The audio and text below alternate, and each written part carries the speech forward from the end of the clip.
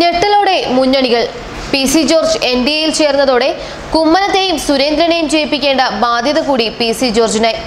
നിലനിൽപ്പിനായി PC. George അംഗം മുറുക്കുകയാണ്. ബി.ജെ.പിയെ സംബന്ധിച്ച് ഇനിയും നല്ലൊരു കാലം വരാനില്ല. ബി.ജെ.പി വർഗീയ പാർട്ടിയാണെന്ന ലേബൽ മാറ്റിയെടുക്കാൻ നടക്കുന്ന ശ്രമങ്ങളിൽ പി.സി. ജോർജും പങ്കാളിയാവുകയാണ്. ജനപക്ഷം നേതാവും പൂഞ്ഞാർ എം.എൽ.എയുമായ പി.സി. ജോർജ് എൻ.ഡി.എയിൽ ചേർന്നതോടെ വലിയ ആവേശമാണ് ബി.ജെ.പിക്ക് ഉണ്ടായിരിക്കുന്നത്. പി.സി. ജോർജിന്റെ പാർട്ടിയായ കേരള ജനപക്ഷം സെക്യുലർ പാർട്ടി ഒന്നാകെയാണ് എൻ.ഡി.എയുടെ ഘടകകക്ഷിയായത്. നേരത്തെ ശബരിമല വിഷയത്തിൽ പി.സി. ജോർജ് ബി.ജെ.പിയുമായി സഹകരിച്ചിരുന്നു. ഇന്നലെ പി.സി. ജോർജും ബി.ജെ.പി സംസ്ഥാന അധ്യക്ഷൻ പി.എസ്. ശ്രീധരൻപിള്ളയും നടത്തിയ സംയുക്ത വാർത്താ സമ്മേളനത്തിലാണ് പ്രഖ്യാപനം. പൂഞ്ഞാറിൽ ജയിച്ച തന്ത്രം ബി.ജെ.പി സ്ഥാനാർത്ഥികളെ കൂടി ജയിപ്പിക്കാൻ തന്ത്രം മെനയുകയാണ് പി.സി. ജോർജ്.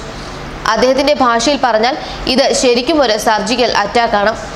തന്റെ നിലനിൽപ്പിന്റെ കൂടി ഭാഗമാണ്.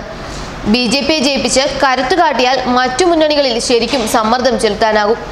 തിരുവനന്തപുരത്ത് എൻ.ഡി.എ സ്ഥാനാർത്ഥി കുമ്മനം രാജശേഖരൻ വൻ ഭൂരിപക്ഷം നേടി ലോക്സഭയിലെത്തുന്നത് തന്റെ പാർട്ടിയുടെ വോട്ട് കൊണ്ടായിരിക്കുമെന്ന് പി.സി. ജോർജ് പറഞ്ഞു. പി.സി. ജോർജ് നേരത്തെ തന്നെ പത്തനംതിട്ട മണ്ഡലത്തിലെ എൻ.ഡി.എ സ്ഥാനാർത്ഥി കെ സുരേന്ദ്രന് പരസ്യ പിന്തുണ നൽകിയിരുന്നു. ഇതോടെ അദ്ദേഹം എൻ.ഡി.എയുടെ ഭാഗമാകുമെന്ന തരത്തിൽ അഭ്യൂഹങ്ങളും ഉയർന്നിരുന്നു.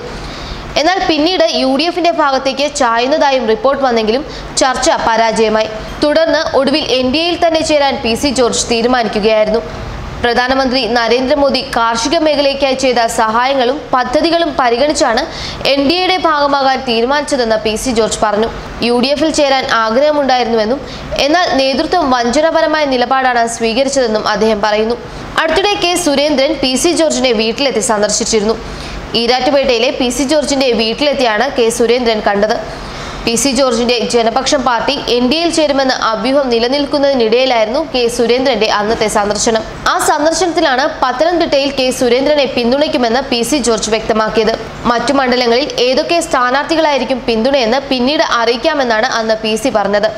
അങ്ങനെ ഒടുവിൽ ഇപ്പോൾ പി.സി. തന്റെ പൂർണ്ണ പിന്തുണ എൻ.ഡി.എക്ക് നൽകിയിരിക്കുകയാണ്. കെ സുരേന്ദ്രൻ പത്തനംതിട്ടയിൽ വൻ ഭൂരിപക്ഷത്തോടെ വിജയിക്കുമെന്നും പി.സി. ജോർജ് അവകാശപ്പെടുന്നു.